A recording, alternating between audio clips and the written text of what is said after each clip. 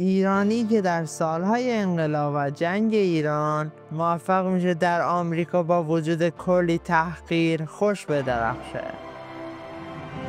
سال 1980 تهران، یک خانواده ایرانی در جنگ ایران و عراق یکی از پسرهایشون رو از دست میدن و حالا نمیخوان پسر دیگرشون علی رو هم از دست بدن. برای همین تصمیم میگیرن اونو به صورت غیر قانونی از کشور خارج کنن.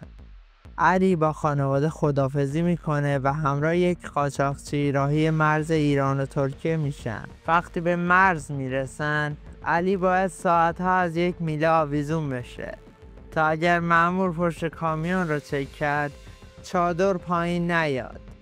وقتی علی اون بالا آویزون بود طاقت نمیاره و تکون میخوره. کلیدی از جیبش میفته و مأمور صداشو میشنوه.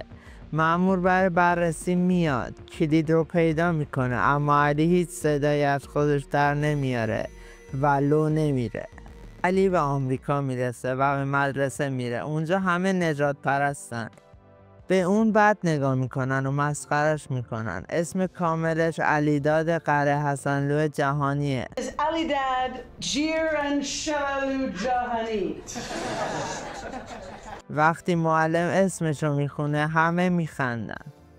بچهای مدرسه علی رو اذیت میکنن. حتی یک بار هنگام نهار یکی جلوش بعبع میکنه و میگه طرز لباس پوشیدنش مثل آدمای مزرعه میمونه. مغازه ها روی در نوشتن به ایرانیا خدمات نمیدیم. وضعیت نجات پرستی خیلی حساس باره. علی پیش داییش زندگی میکنه. آن زمان در خاک ایران تعدادی از دیپلمات‌های آمریکایی رو بازداشت و اعدام کرده بودند و مردم آمریکا نسبت به ایرانیا بسیار بدبین بودند. داییش عصبی میشه و ناراحتیش رو روی علی خالی میکنه و مدام مشروب میخوره. حتی یه بار در گاراژ رو میبینه که روی اون نوشتن برگرد به ایران. علی برای اینکه ذهنش رو از اوضاع دور کنه دنبال یه رشته ورزشی میره. چند ورزش مختلف مثل راگبی و بسکتبال امتحان میکنه. یک روز صدای دختر مورد علاقهش رو میشنوه که میگه میخواد ماشینش رو بفروشه تا معلم خصوصی زبان فرانسه بگیره. علی به رستورانی که دختر در اون کار میکنه میره و میگه لازم نیست ماشینتو بفروشی، من فرانسه رو بهت یاد میدم. چون علی فرانسه رو بهتر از انگلیسی حرف میزنه. دختر دربارش فکر میکنه. یه شب بعد از دعوا با داییش، علی به طور اتفاقی جایی رو پیدا میکنه که مسابقات کشتی برگزار میشه. این مسابقات مربوط به مدرسه خودشه و همه بچه مدرسه حتی دختر مورد علاقه‌اش اونجا هستن. یکی از پسرها با علی مشکل داره، چیزی روی سرمون میریزه. علی با ژاکت همون پسر سرش رو پاک میکنه و بقیه پسرها دنبالش میکنن ولی علی فرار میکنه. فردای آن روز علی پیش مربی کشتی مدرسه میره. مربی اول قبول نمیکنه و میگه برای همه وزن‌ها کشتیگیر داریم. ولی علی قوانین مدرسه رو میخونه و به همه چیز آگاهه. مربی قبول میکنه که علی با یکی از بچه‌ها کشتی بگیره تا بفهمه سطح چجوریه. علی کشتیش رو شروع میکنه. علی سریعه و کمر حریف رو میگیره. یادش میفته چگونه در کامیون ساعتها به میله آویزون بود و مقاومتش خوبه. حریفش خسته میشه و میگه این پسر واقعا قویه. مربی هم اونو به تمرین دعوت میکنه و دوبنده کشتی به اون میده. وقتی علی به خونه میرسه داییش میگه که دیگه نمیتونه از اون مراقبت کنه. گاراژش مشتری نداره و شاید خونه هم از دست بده. ویزای علی رو هم نمیتونه تمدید کنه، پس علی باید برگرده به ایران، یعنی جنگ. اما وقتی میفهمه علی کشتی میگیره تصمیم میگیره حمایتش کنه. خودش هم کشتیگیر بوده و تصمیم میگیره علی رو نگه داره. دختر مورد علاقهش موقع نهار میاد و اول به او بابت ورودش به تیم کشتی تبریک میگه و دوم میپرسه که هنوز میخواد فرانسه بهش یاد بده یا نه. علی هم قبول میکنه و قرار میزنن ساعت 7 در رستوران مادر دختر همدیگه رو ببینن. مدیر مدرسه وقتی مربی در حال تمرین دادن به علیه میاد و میگه همه مسخرش میکنن، بهتر از بیخیال این پسر بشی. وقتی علی به خونه برمیگرده میبینه داییش همه چیزو فروخته و گاراژ رو خالی کرده و اونجا رو تبدیل به زورخونه تمرینی کرده. دایی جمله قشنگ میگه وقتی 500 سال پیش چنگیز خان به ایران حمله کرد همه سلاح‌های ایرانی‌ها رو گرفت. مردم یاد گرفتن با دست خالی بجنگن. به این میگن ورزش پهلوانی. اون ابزارهای زورخانه‌ای رو به علی میده تا تمرین کنه. علی به دختر فرانسه یاد میده. دختر تعجب میکنه که با این همه مسخره شدن هنوز خوشحاله. علی میگه اگه ایران بودم باید میرفتم جنگ و شاید میمردم، اما الان روبروی یه دختر زیبا نشستم بدون محدودیت و پوشش خاصی. چند مسابقه میگذره و مربی به علی فرصت نمیده تا اینکه کشتیگیر وزن 57 کیلو بیمار میشه و علی که 57 کیلو بوده جای اون میره. طرفداران خود مدرسه هم اول علی رو هو میکردن و میگن برگرد به ایران.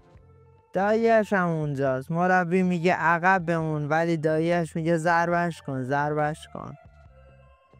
علی هم رقیب رو ضربه فنی میکنه و تیم میبره. چند هفته میگذره و علی در تیم جا افتاده. صبحها تمرین میکنه، به مدرسه میره، به دختر زبان یاد میده و همین. عکسش با عنوان جادوگر کشتی در روزنامه چاپ میشه. حالا تو تیم کاملا جا افتاده و بهش پلیور تیمو میدن. اون با اعضای تیم و رفقاش میره بیرون. دختر هم میان. همگی لخت میشن و دزدکی میرن تو استخر ویلا یکی.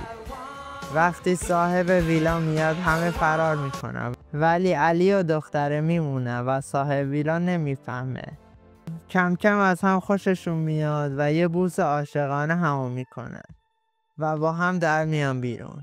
در تلویزیون اعلام میکنن که قرار ایرانی‌ها رو دیپورت کنن. علی و داییش خیلی نگران میشن. مسابقات کشتی دوباره شروع میشه و همون شعارها علیه علی تکرار میشه ولی اون انرژی میگیره و با ضربه فنی بازی‌ها رو میبره. علی با رقیب اصلیش روبرو میشه. رقیب اصلیش میگه برای اینکه تو رو ببرم هر کاری میکنم. علی با داییش حرکات رقیب رو بررسی میکنن، نقاط قوت و ضعفش رو میسنجن. دایی به اون یاد میده با ترساش مواجه بشه. حتی میگه برو با کسی که ازش میترسی دعوا کن. علی هم سراغ اون پسر قلدر مدرسه میره و با اون دعوا میکنه و حتی نزدیکی یه دست اونم بشکنه. مدیر مدرسه میرسه و به علی میگه که از تیم کشتی اخراج میشی. مربی کشتی به دیدار دایی علی میره، یعنی حافظ. از اون میخواد کمک مربی شه و میگه تو از علی قهرمان ساختی، میتونی برای پسرهای آمریکایی هم همین کار رو بکنی. حافظ به تیم کمک میکنه ولی علی نیست. بعدن از علی عذرخواهی میکنه که گاهی خیلی سریع جلو برده و ترغیبش کرده یه پسر رو بزنه. چند روز بعد در راهرو مدرسه دختر جلوی علی رو میگیره. میگه چرا نادیدش میگیره؟ علی میگه کلاس ریاضی دارم. دختر اون رو ناگهان میبوسه و میگه حالا دیدی همه فهمیدن. چون علی فکر میکرد دختر نمیخواد رابطه‌شون بین مدرسه لو بره. علی به مدیر میگه که اجازه بده برگرده به تیم. مدیر قبول نمیکنه. علی داستان کلید رو تعریف میکنه. اینکه کلیدی به پسرهای جوان میدادن و میگفتن کلید بهشته و اونها رو به میدان مین میفرستادن. میگه اگه قانون پذیر بودم الان مرده بودم. بالاخره مدیر قبول میکنه. اون رو به تیم برمیگردونه.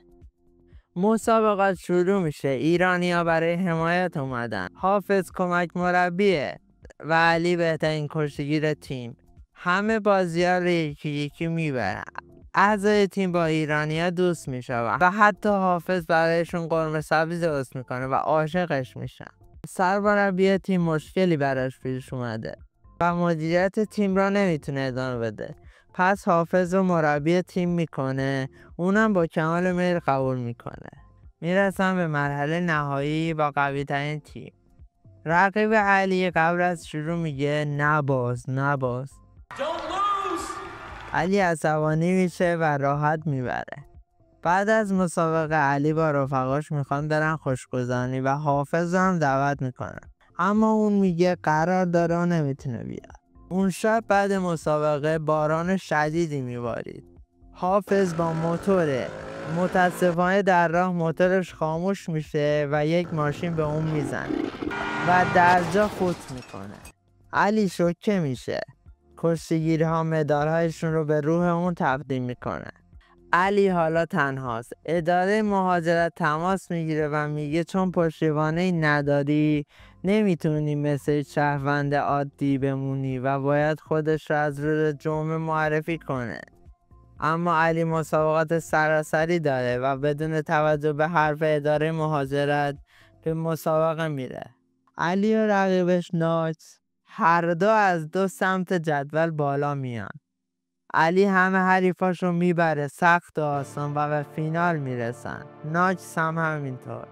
مسابقه شروع میشه. راند اول و دوم ناچ بهتره و حتی وقتی ناچ خاک شده و ضربه‌ای به پشت سر اون میزنه و دماغش خون میاد. در راند سوم مربی به علی میگه یاد حافظ بیافت، یاد حرکاتش. علی تمام تمرکزش رو جمع میکنه و یک فن زیبا شبیه علی گرایی در المپیک میزنه. 10 ثانیه او رو در خاک نگه میداره و امتیاز لازم میگیره و قهرمان میشه. بعد از پیروزی علی از خوشحالی دوست دخترش رو بلند میکنه و میچرخونه. هوادارانی که قبلا مسخرش میکردن حالا تشویقش میکنن. پس از مسابقه یک استعدادیاب میگه میخواد علی رو به تیمش برگردونه. علی میگه مشکل مهاجرت دارم. استعدادیاب میگه میدونم، با مدیریت صحبت کردم، با دولتم تماس گرفتیم، همه چیز حل شد. این فیلم کمی با واقعیت فاصله داشت ولی برگرفته از داستان کشتیگیری به نام علی افشاره. این فیلم بر اساس گفته های بانو هایده نوشته شده. اگه میخوای این فیلم رو دانلود کنی حتما به کانال تلگرامم سر بزن. سابسکرایب هم یاد نره.